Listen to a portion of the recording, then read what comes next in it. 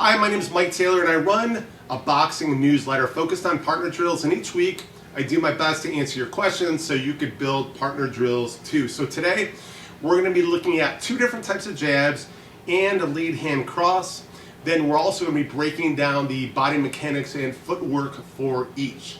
So first, let's start with the bladed jab. Now, bladed just means my head and weight is towards my rear foot. So from here, I'm going to push off my rear foot, step with my lead while folding out my jab horizontally. Then my rear foot will follow with a step up. And a quick note, if you notice, I ended where I started in a bladed stance. So let's run that back. Again, my head and weight is towards my rear foot. I push off my rear foot, step with my lead while folding out my arm horizontally. Then my rear foot follows. Oh, and a quick note on how I define a jab. A jab to me is when I'm folding out my arm horizontally, or you could say I'm rolling it out. And a good visual for this would be the speed bag. So think your head and weight is towards your rear foot and you're rolling or folding out your arm, which means you're not turning it over. And there's a little foreshadowing there. Okay, next up is what I'd call my squared jab. And you probably guessed it. I call it square because my head and weight is over my lead foot. My hips are squared to my opponent. All right, now let's focus in on my footwork. Since my head and weight is over my lead foot, I could do a rear foot step up, which just means my rear foot steps up behind my lead foot.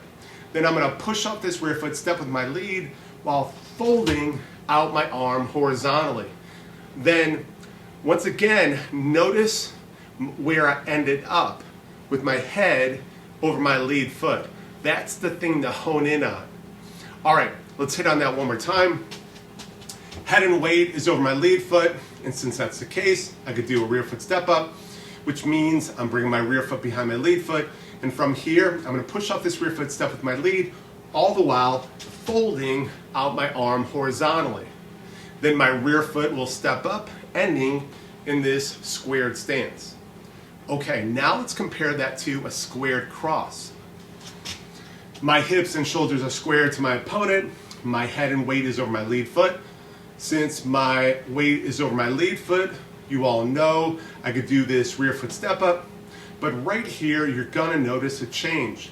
Instead of folding out my arm, which we know to be a jab, instead I'm gonna turn it over, which means it's a cross. So let's play this out. I'm gonna push off this rear foot, step with my lead, all the while turning over my arm. And here's something super important to hone in on. Since I turned over, it rotated my shoulder, pulling my head and weight from my lead foot to my rear foot, which puts me into a bladed stance. So let's go through that again. Head and weight is over my lead foot, rear foot step up, push off the rear foot step with my lead while turning over my arm, which rotates my shoulder, putting my head and weight over my rear foot. So this time I started square but ended bladed.